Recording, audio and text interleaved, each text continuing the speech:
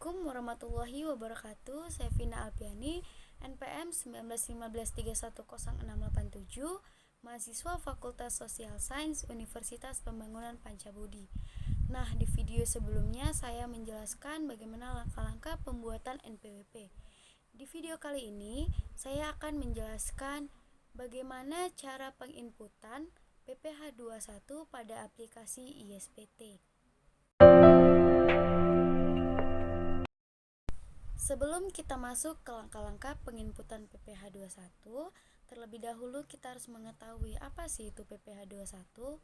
Nah, jadi menurut peraturan Ditjen Pajak, PPh 21 adalah pajak atas penghasilan berupa gaji, upah, honorarium, tunjangan, dan pembayaran lain dengan nama dan dalam bentuk apapun sehubung dengan pekerjaan atau jabatan, jasa, dan kegiatan yang dilakukan oleh orang pribadi subjek pajak dalam negeri. Berikut langkah-langkah penginputan PPh 21 pada aplikasi ISPT.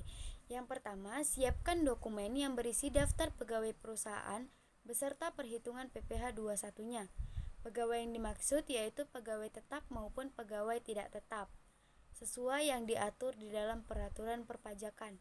Adapun dokumen yang harus disiapkan, yaitu yang pertama, dokumen pegawai tetap beserta perhitungan pajaknya. Pada dokumen ini tercantum NPWP, nama pegawai, jumlah penghasilan bruto, dan kode negara apabila pegawai tersebut warga negara asing. Yang kedua, dokumen daftar pegawai tidak tetap beserta perhitungan pajaknya. Pada dokumen ini tercantum nomor bukti potong, NPWP, NIK, nama dan alamat, kode negara jika warga negara asing, jumlah penghasilan bruto, jumlah DPP, tarif, jumlah PPh. Nah, selanjutnya dokumen yang ketiga yaitu surat setoran pajak atau SSP atau surat pemindah bukuan atau PBK. Kemudian langkah yang kedua yaitu buka aplikasi ISPT PPh 21, kemudian login database perusahaan Anda. Seperti biasa, login menggunakan username administrator dan password 123. Kemudian langkah yang ketiga yaitu pilih SPT, lalu buat SPT baru. Selanjutnya pilih bulan dan tahun SPT masa PPh 21 yang akan dibuat. SPT berhasil dibuat, kemudian klik OK. Langkah yang keempat yaitu apabila pegawai dapat dihitung dengan jari, maka dapat menginput secara manual pada aplikasi ISPT.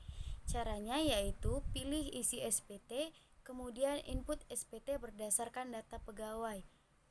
SPT 21 yang diinput mulai dari daftar bukti potong tidak final dan final jika ada.